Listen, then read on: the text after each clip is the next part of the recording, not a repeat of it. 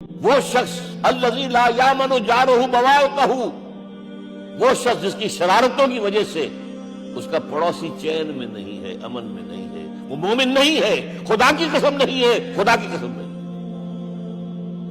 کیسے علیحدہ کر لیں گے اس ایمان کو اعمال سے اور ایمان کو اخلاق سے؟ آگے چلیے، وہ جو حدیث حضرت ابو ہریرہ سے، اور یہ متفق علیہ ہے، صرف بخاری کی نہیں ہے، بخاری جمع مسلم۔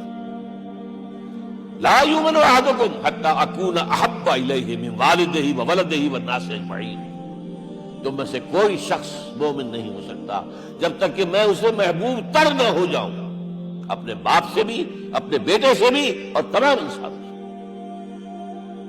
جھانک لیجیے دل میں، صورتحال یہ ہے یا نہیں ہے؟